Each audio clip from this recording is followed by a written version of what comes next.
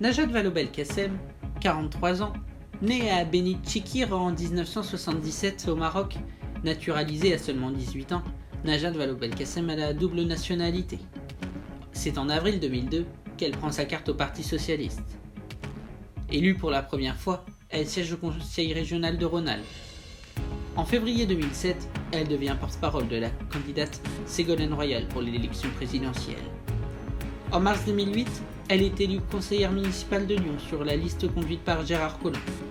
En 2011, elle retrouve Ségolène Royal qui la désigne à nouveau porte-parole de la primaire socialiste. Après la victoire de François Hollande à la primaire en novembre 2011, ce dernier nomme Najat Vallaud-Belkacem porte-parole de la campagne présidentielle. Le 16 mai 2012, elle est nommée ministre des Droits des Femmes et porte-parole du gouvernement de Jean-Marc Ayrault. Elle est la benjamine du gouvernement, aux côtés d'un certain Emmanuel Macron, dont son association est fulgurante. Dans le gouvernement de Manuel Valls, elle est nommée ministre des Droits des Femmes, de la Ville et de la Jeunesse et des Sports. En 2014, elle devient la première femme de l'histoire de la République à être renommée ministre de l'Éducation nationale, de l'Enseignement supérieur et de la Recherche. Le 13 mars 2021, elle officie donc sa candidature en Auvergne-Rhône-Alpes pour les élections régionales. Côté privé, Najat est maman de 3 enfants et mariée à Boris Vallaud, député des Landes.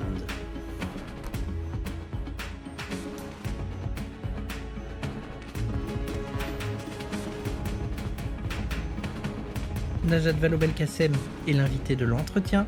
Place à son entretien. Dans l'entretien, dans cette émission, je reçois ceux qui font le monde, qui la dirigent, qui la gouvernent et ceux qui en parlent le mieux. Aujourd'hui, elle a fait le monde puisqu'elle a été aux plus hautes fonctions de l'État en étant ministre de l'Éducation nationale, la première femme d'ailleurs à avoir exercé ce domaine. Bonjour Najat Vallaud-Belkacem, merci d'accepter mon invitation. Bonjour, merci à vous. Alors avant de revenir sur votre parcours comme habituellement je le fais, vous avez été testée positive au Covid-19 en début de semaine. Comment ça se passe, votre isolement?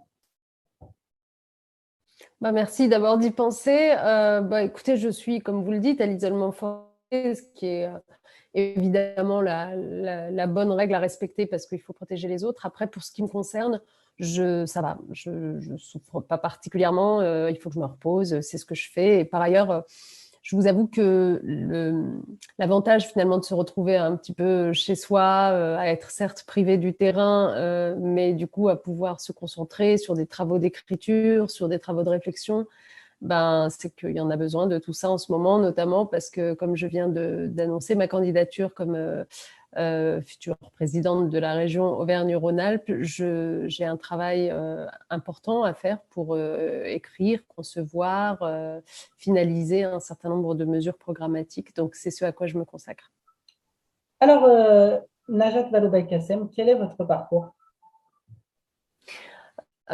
Écoutez, moi je suis donc, je pense que les gens me connaissent avant tout comme une femme politique, une femme engagée, parce que, comme vous l'avez rappelé, j'ai depuis de nombreuses années beaucoup bataillé, mené de combats auxquels je croyais, rejoint la vie politique en tant que telle au début des années 2000 et notamment aux côtés du Parti socialiste, candidaté à des élections, été élue parfois et donc ce faisant, j'ai un background, comme on dit, d'élu, avec une dizaine d'années passées comme élu local à Lyon et dans sa région. Et puis, plus récemment, 5 ans d'exercice des responsabilités ministérielles, donc comme ministre des Droits des Femmes et porte-parole du gouvernement pendant 2 ans, puis ensuite comme ministre de l'Éducation, de l'Enseignement supérieur et de la Recherche pendant 3 ans.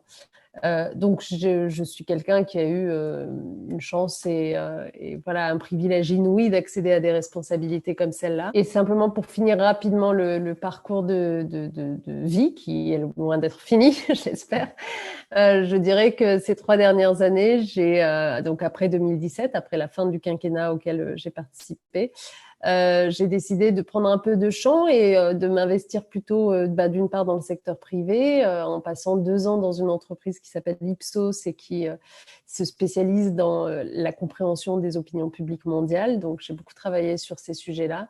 Et puis, plus récemment, en prenant la tête d'une ONG, ONE, qui est une ONG de lutte contre l'extrême pauvreté et les maladies évitables dans le monde, donc une ONG de solidarité internationale.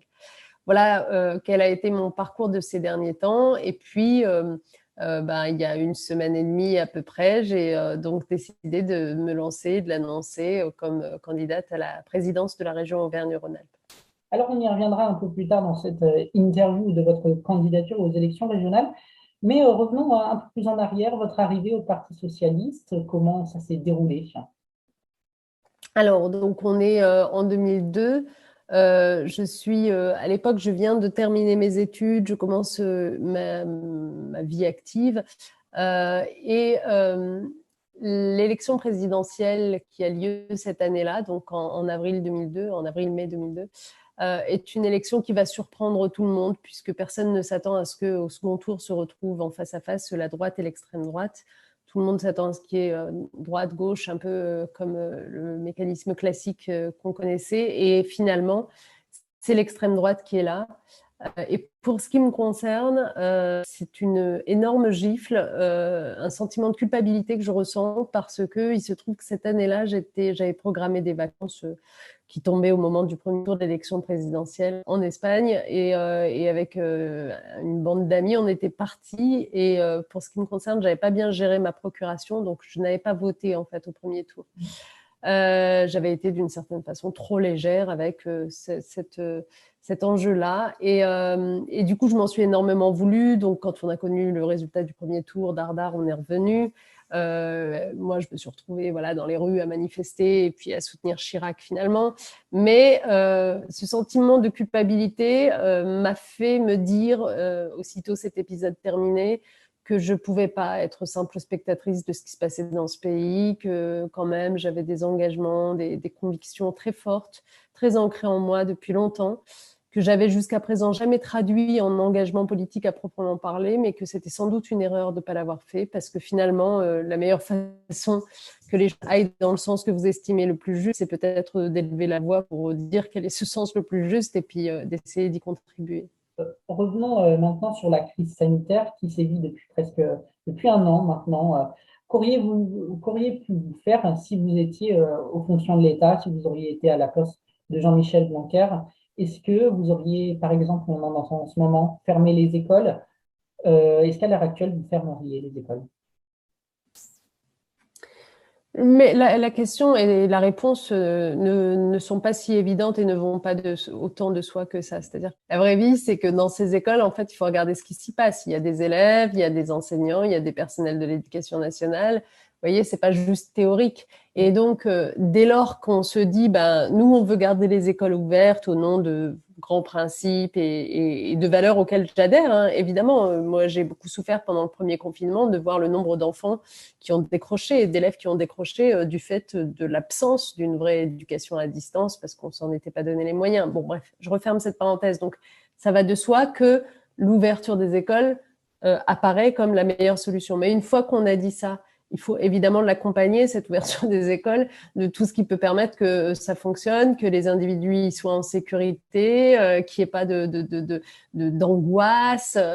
Or là, franchement, j'ai pas du tout l'impression que c'est ce qu'on ait fait. Je serais professeur en ce moment dans ces écoles. Alors, à plus forte raison, personnes vulnérables par l'âge ou par l'état de santé, etc., travaillant dans ces écoles, je serais franchement angoissée, quoi. C'est évident, je veux dire, c'est pas des surhommes et des surfemmes. La vérité, c'est que il y a une absence de transparence. Il y a une absence de transparence sur les véritables données, sur les véritables nombres de contaminations, sur le fait que les établissements soient ou non des clusters. Et donc, quand vous travaillez dans ces établissements et que vous n'avez aucune information sérieuse et fiable, c'est bien ça le problème, c'est qu'à partir du moment où c'est plus fiable, c'est-à-dire que vous entendez des chiffres mais dont vous savez qu'ils sont faux, c'est insupportable. Donc, moi, si vous voulez, c'est ça qui m'intéresse. Moi, je ne comprends pas vraiment pourquoi est-ce que ces derniers mois, alors qu'on voyait d'autres pays autour de nous fermer leurs écoles, on ne sait pas, je ne dis pas qu'il faille fermer nos écoles aussi, je dis juste se poser 2 minutes, réfléchir, comprendre quels étaient les arguments des pays qui ont décidé de fermer et voir en quoi ça s'applique aux nôtres ou pas. Et tout ce travail-là n'a pas été fait. Et donc, du coup, c'est un peu du doigt mouillé, quoi. La gestion est un peu à vue. Et pourtant, des protocoles sanitaires sont mis en place Il y en a des nouveaux, il y en a qui reviennent. Ces protocoles sanitaires, c'est pourtant des mesures à adapter en fonction de la situation. Oui, il y a des protocoles sanitaires, mais vous savez, vraiment, le mieux, c'est quand même d'interroger les gens qui travaillent dans les établissements scolaires. Je serais vraiment très, très, très intéressée de voir la réponse. Il faudrait faire un questionnaire simple adressé à ces personnels pour qu'ils vous racontent un petit peu dans quelle mesure est-ce que, par exemple, dans les cantines, le protocole sanitaire et les distances réglementaires sont vraiment respectés et respectables d'ailleurs. Non, il y a beaucoup de sujets sur lesquels on sait bien que le risque zéro de toute façon n'existe pas et que surtout sûrement pas en ce moment non plus et qu'il aurait fallu des solutions beaucoup plus radicales finalement. Moi, encore une fois, je suis pour qu'on laisse les écoles ouvertes, mais alors dans ce cas-là, ça fait quand même plus d'1 an maintenant qu'on est confronté à ce virus et que on dépense y compris des milliards et des milliards d'euros. Pourquoi on n'en dépense pas une partie pour avoir des groupes classes beaucoup plus allégés avec au bout d'un moment de faire avec les lycées et encore là aussi avec beaucoup d'injonctions paradoxales qui ont été passées, comme vous le savez, c'est bien aussi de ça que souffrent et les élèves et les professeurs, c'est que certes on dit aux lycéens il faut se mettre en demi-groupe, mais en même temps pendant très longtemps on refuse de prendre une décision sur la tenue des épreuves du bac ou pas.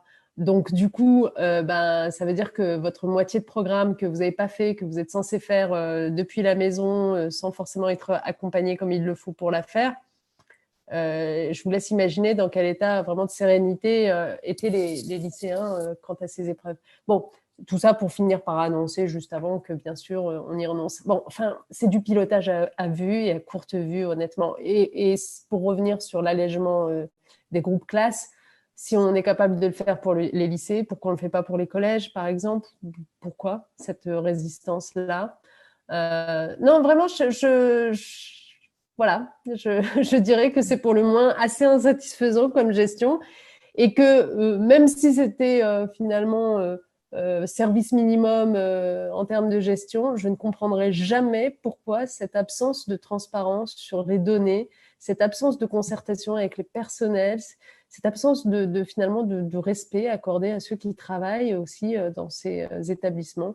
Un exemple récent nous en a été donné lorsqu'il a été annoncé que des tests salivaires allaient être fournis dans les établissements scolaires pour les élèves et les personnels, que pour les élèves, ces tests se feraient naturellement gratuitement et que pour les personnels et les professeurs, on attendait d'eux qu'ils payent 1 euro par test salivaire. Vraiment, c'est incompréhensible. Ça sent d'incompréhension. Ouais. Alors, revenons, Najat Vallaud-Belkacem, en 2017, quand certains membres du Parti socialiste ont rejoint La République en marche, on pense à Jean-Yves Le Drian, Gérard Collomb. Selon vous, vous parlez d'une trahison? En 2017, oui, enfin, de quoi est-ce qu'on parle à l'époque et les faits nous ont quand même pour le moins donné raison. On parle d'un ministre de l'économie, Emmanuel Macron, donc du gouvernement auquel j'appartenais aussi, qui, grosso modo, après avoir utilisé le fait d'être un proche du président François Hollande, d'avoir accédé à un certain nombre de responsabilités et de fonctions de la plus haute importance et de n'en avoir honnêtement pas vraiment fait grand-chose, utilise finalement cette cartouche-là, cette visibilité pour se présenter, planter un poignard dans le dos du président sortant, expliquer qu'il n'a jamais été d'accord avec cette majorité-là. Enfin, voilà, c'est le storytelling de la trahison. Alors, je sais qu'on est dans un monde dans lequel toutes ces choses paraissent normales, classiques, que tout le monde fait ça en politique, on trahit. C'est ce qu'on me répète à longueur de journée, mais moi je peux vous dire non, en fait, non, non, non, et on ne peut pas habituer les gens à l'idée que la politique c'est la trahison, parce que sinon, moi, comme simple citoyenne, du coup, j'ai plus envie de faire confiance à aucun politique. Si la politique c'est la trahison, pourquoi moi je ferais confiance et je Un voterais? certain nombre de Français, d'ailleurs, pensent que la politique est un jeu de trahison. Après, il y a eu aussi l'élection de François, enfin, après Nicolas Sarkozy, Emmanuel Macron. Oui, absolument. C'est vrai que des exemples, en effet, de cette trahison, il y en a de nombreux, je reconnais. Mais ça ne veut pas dire que ça doit être la norme. Ça ne veut pas dire que bah, il faut s'y faire. Moi, personnellement, je m'y fais pas. Je suis désolée. J'estime quand même que la loyauté commande un minimum de choses aux individus, qu'il y a une espèce de décence. Euh, ouais, de forme de décence à tout simplement ne pas renier en permanence ceux qui vous ont permis d'être là où vous êtes, à avoir une forme de sincérité dans vos engagements. Vous ne pouvez pas dire tout et son contraire parce que ça arrange votre petite sauce électoraliste. Et c'est bien pour ça d'ailleurs que j'ai absolument pas adhéré à l'idée et de droite et de gauche et que je n'ai pas compris les gens qui, à gauche, qui sont ceux que je connais le mieux, hein, euh, se sont retrouvés là-dedans, ont décidé de soutenir Emmanuel Macron, c'est-à-dire finalement de faire croire qu'on pouvait se mettre d'accord avec des gens qu'on avait combattus jusqu'à présent avec la plus grande énergie. Enfin, et surtout leurs idées d'ailleurs, parce que c'est pas les gens généralement qu'on combat, c'est plutôt les idées. Moi, j'ai vraiment trouvé que non seulement c'était une trahison des combats de la gauche, évidemment, mais c'était aussi un affaiblissement considérable de l'esprit démocratique, quoi, parce que finalement, ce mensonge dans lequel tout se vaut, on est tous d'accord, on est tous copains, et ben en fait, il dessert qui? Il dessert évidemment toujours les plus faibles. Vous inquiétez pas pour les plus puissants qui sauront toujours tirer leur carte du jeu. Et d'ailleurs, on l'a vu hein, dans l'épisode En Marche depuis 5 ans. La question, c'est celle des plus faibles. Qui est là pour les défendre? Si finalement, ceux qui sont leurs défenseurs naturels, a priori, les élus de gauche, finalement, composent avec l'idéologie de droite, voilà, qui devient une espèce d'eau tiède dans laquelle tout se noie. Oui, non, vous n'aurez plus personne pour défendre ceux qui attendent de nous qu'on les défende. Donc, c'est tout ça qui m'a, moi, complètement détournée de cette aventure. Et François Hollande, en 2016, fin 2016, qui annonce ne pas vouloir se représenter aux élections présidentielles. Nous avons pu écouter dans une interview à nos confrères d'Europe 1 que vous aviez contribué au renoncement de François Hollande. Comment vous l'avez aidé à faire son choix, ou plutôt comment vous l'avez conseillé? Non pas que je n'avais pas conscience que sa relation avec les Français était abîmée, etc. J'en avais parfaitement conscience. Simplement, je pense qu'en politique, quoi qu'il en soit, il faut retourner devant les électeurs pour que les électeurs vous disent eux-mêmes directement ce qu'ils pensent de vous et pas qu'on laisse simplement les observateurs en décider. Et il me paraissait extrêmement important en particulier de venir défendre ce qui avait été fait de positif, et il y a eu vraiment beaucoup de positifs les 5 années qui venaient de s'écouler. Et j'ai conscience profondément que si ce n'était pas le président sortant lui-même qui allait défendre ce bilan-là, il ne serait défendu par personne. Et que finalement, le récit qui se ferait de ces 5 années écoulées serait exclusivement à charge, et c'est ce qui s'est passé, évidemment. Voilà, donc ça a été mon grand regret. Bon, après, François Hollande a pris sa décision de lui-même, avec des arguments dont il reconnaît aujourd'hui d'ailleurs qu'il les regrette, et que si c'était à refaire, il se présenterait. M'intéresse, c'est plutôt vous. Vous y avez songé à vous présenter à une élection présidentielle, et ça serait qui, pour vous, la meilleure personne pour incarner la gauche en 2022? Honnêtement, ça ne fait pas partie de mes plans immédiats, c'est clair. Et pour le reste, je trouve qu'il y a des gens qui sont pas mal dans ceux qui se sont déclarés ces derniers temps. Quelqu'un comme Anne Hidalgo, par exemple, me semble être une personnalité de gauche extrêmement engagée, ambitieuse, pragmatique, et ce serait pertinent, oui. En tout cas, pour le juin prochain, vous vous présentez aux élections régionales en Auvergne-Rhône-Alpes. Pourquoi se représenter à une élection régionale? Et l'alternative, qu'est-ce que c'est? Alors, une élection régionale, d'abord, c'est quelque chose qui a énormément d'importance, contrairement à ce que beaucoup de gens semblent croire. C'est pas une petite élection, hein. Et pas simplement parce que le territoire sur lequel elle porte est très grand. Par exemple, ici, la région Auvergne-Rhône-Alpes, c'est tout de même 8 millions d'habitants, hein. C'est énorme. C'est plus que la moitié des pays européens, pour vous donner un ordre d'idée. Donc, Importante, pas simplement parce que le territoire est vaste, mais importante parce que la région a des compétences qui sont vraiment cruciales dans la vie des gens, en fait. Vous cherchez à vous déplacer plus facilement sans avoir besoin d'emprunter votre voiture, par exemple. Vous avez besoin de transport collectif. C'est la région qui s'en occupe, qui en fabrique ou qui en soutient ou qui n'en soutient pas, qui en développe ou qui n'en développe pas. Vous avez besoin qu'ils ne vous coûtent pas trop cher, ces transports, c'est la région qui décide s'il y a une tarification sociale ou pas. Vous avez besoin de changer de métier ou vous venez d'être licencié, il faut bien vous reconvertir. Eh bien, c'est la région qui s'occupe qu'il y ait autour de vous des formations professionnelles ou pas. Donc, typiquement, ici, dans cette région, du fait du président sortant, il y en a quasiment plus, ce qui est une erreur gravissime au moment où les gens en ont besoin. C'est la région qui s'occupe de désenclaver les territoires. Par exemple, quand vous vivez à la campagne, que vous êtes en zone blanche parce que vous n'avez même pas la 4G, que vous êtes en désert médical parce que vous n'avez pas de médecin à côté de vous, etc.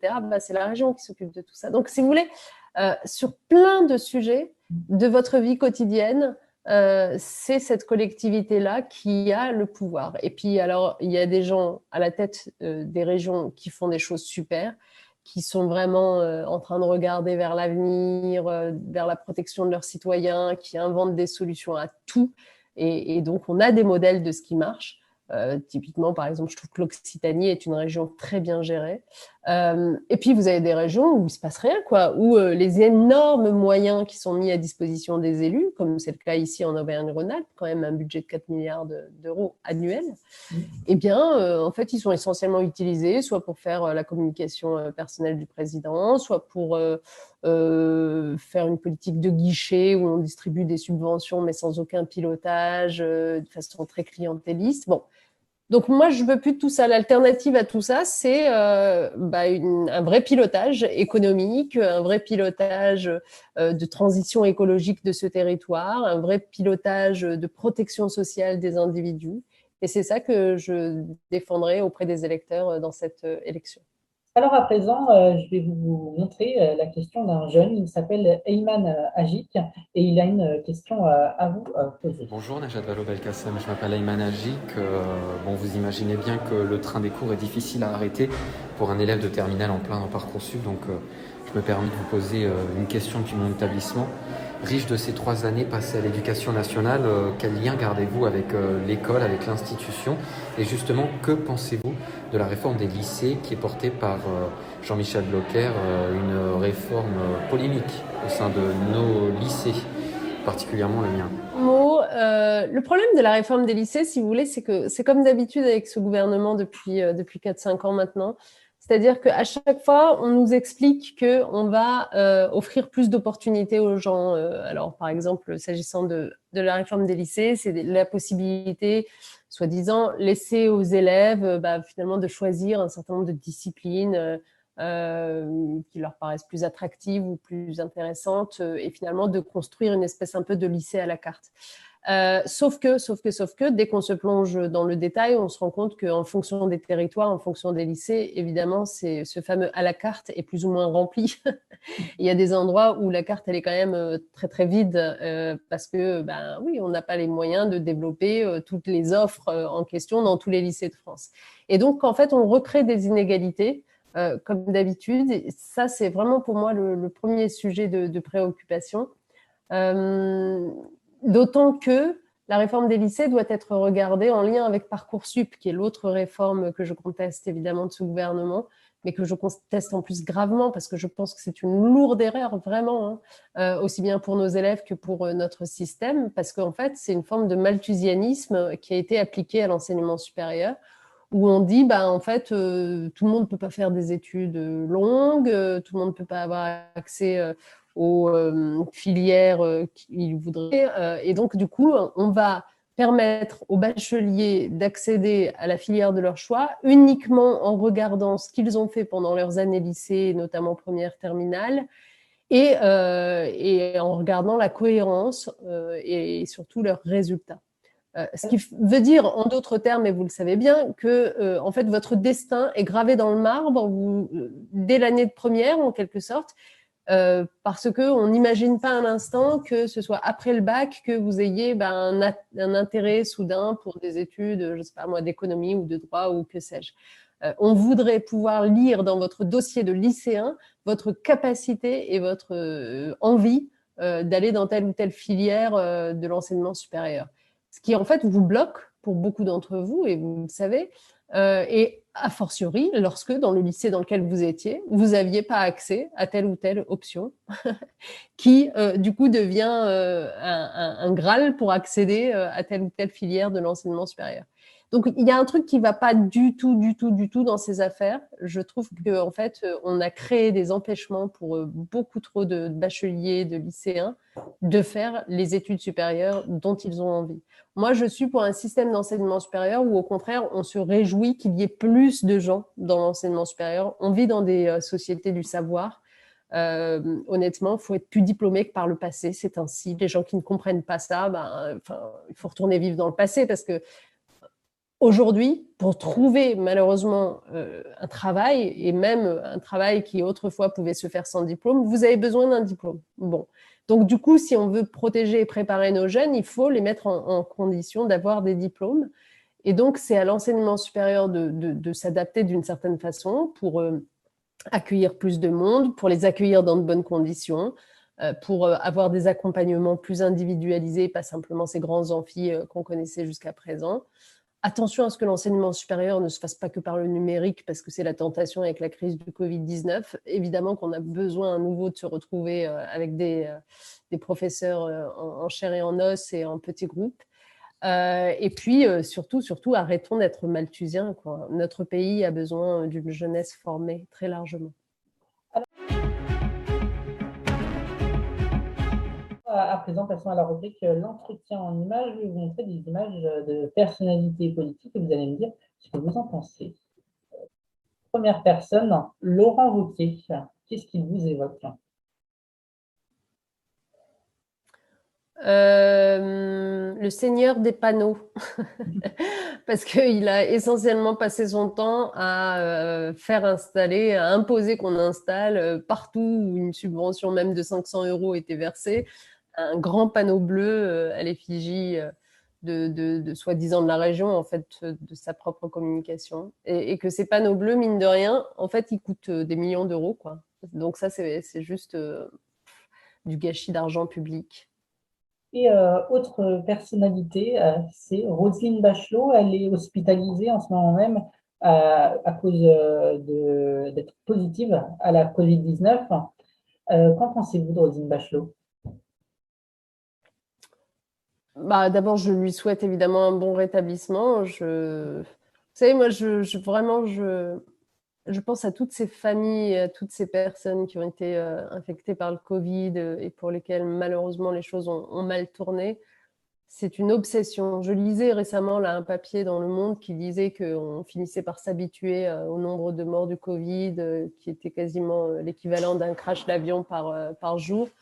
Je ne sais pas de qui on parle en disant on finit par s'habituer, mais je peux vous dire que c'est vraiment pas mon cas. Mais je m'habitue à rien, je suis en rien dans l'indifférence sur tout ça. Je continue à considérer que c'est la chose la plus grave, évidemment, qui doit occuper notre esprit. Et puis encore une fois, je pense à toutes ces familles endeuillées et je leur adresse mes pensées les plus affectueuses, tout mon soutien, toute ma solidarité. Donc en l'occurrence, j'espère qu'elle se remet, qu'elle va bien et qu'elle va pouvoir revenir sur la scène rapidement.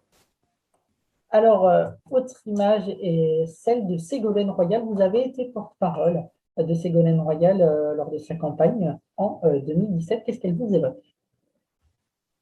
Ça a été une extraordinaire aventure à ce moment-là, en 2007. C'est une extraordinaire aventure. J'en garde un souvenir ému qui m'a appris surtout tellement de choses.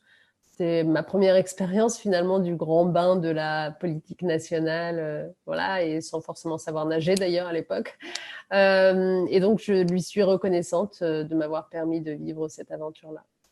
Même si depuis, on n'est pas d'accord sur les chemins ou les choix qu'elle a fait, mais je lui suis reconnaissante néanmoins. Et enfin, ma dernière question avant de terminer cette interview. Vous avez créé la journée de lutte contre le harcèlement scolaire à l'école. Pourquoi avoir créé cette journée et qu'est-ce que vous pourriez dire à un jeune, par exemple, qui nous regarde, qui est victime de harcèlement? J'ai créé cette journée de lutte contre le harcèlement scolaire parce que il m'a vraiment semblé que précisément les jeunes victimes de ce harcèlement scolaire ne pouvaient pas être les seules à qui on s'adresse quand on est pouvoir public en particulier et qu'on cherche à réduire ce phénomène et ce fléau horrible. Qu'il est très important de s'adresser bien sûr aux coupables eux-mêmes, à ceux qui se rendent coupables de ce harcèlement, qu'il est très important de s'adresser aussi aux témoins, parce que finalement, ce qui fait le harcèlement scolaire, c'est pas simplement l'existence d'un coupable et d'une victime, c'est aussi la présence de témoins qui acquiescent, qui adhèrent, qui rient, et qui évidemment en rajoutent à la souffrance de la victime. Et ces témoins-là, il faut que leur comportement puisse changer. Il faut qu'ils aient conscience du mal qu'ils font, y compris lorsqu'ils sont passifs. Dès lors que vous assistez à du harcèlement, il faut évidemment en avertir, en l'occurrence au sein d'un établissement scolaire, un adulte, le proviseur, le principal, un enseignant. Et il ne faut pas laisser seule la victime face à cette souffrance. Et puis surtout, il ne faut pas se placer du côté de l'agresseur. Donc en fait, la Journée nationale de lutte contre le harcèlement scolaire que j'avais installée, elle avait déjà vocation à s'adresser aux bons acteurs et à englober tous ces acteurs dans ce combat qui doit être un combat de société, parce qu'on a vu malheureusement à quel point il est massif, ce harcèlement scolaire. On en a vu aussi dans l'actualité récente les effets atroces, y compris avec cette jeune Alisha et le sort qui lui a été réservé. Et donc, plus personne ne peut être indifférent à ça. Autrefois, il y a des années de ça, on disait « Ah, mais c'est des passages obligés, oui, ça forge la jeunesse. » Pas du tout, non, le harcèlement scolaire, ça forge rien du tout. Juste, ça déconstruit, ça détruit. Et d'ailleurs, le pire, c'est que ça détruit les victimes, mais ça détruit aussi les agresseurs. Hein, toutes les études scientifiques le démontrent. Donc, il faut au contraire très tôt agir, intervenir. Et pour être en capacité d'intervenir à temps, il faut aussi être sensibilisé finalement en prévention, même avant que les choses se produisent. Il faut que dans les établissements scolaires, ce soit des sujets dont on parle, sur lesquels on travaille. J'avais installé notamment un concours non au harcèlement scolaire. Voilà. Le numéro de téléphone que vous aviez instauré qui est disponible. Il y a le numéro de téléphone, il y a aussi le clip qui est maintenant devenu une habitude chaque année, qui est diffusé à la télévision pour attirer l'attention sur le phénomène et que chacun apprenne à bien le repérer en fait. Il faut qu'on soit nombreux à savoir repérer ces signaux faibles-là. Merci beaucoup Najat Vallaud. Merci à vous. D'avoir accepté notre invitation. L'information se poursuit sur nos réseaux sociaux, AR1 Info. La semaine prochaine, vous aurez rendez-vous avec le journal sur AR1 et on vous souhaite un bon rétablissement. Najat Vallaud-Belkacem, merci beaucoup à vous. Merci infiniment. Très bonne journée.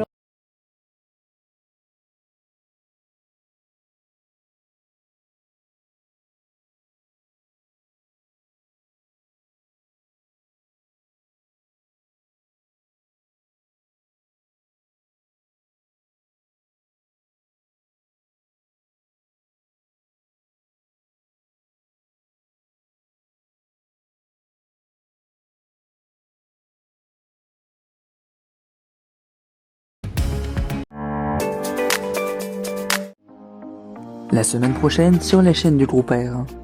Retrouvez dimanche à 10h votre journal présenté par Steven Combe. Il reviendra sur l'actualité de ces derniers jours. Vous pourrez également retrouver vos reportages magazines dans cette édition. Rendez-vous donc ce dimanche à 10h pour le journal sur AR1.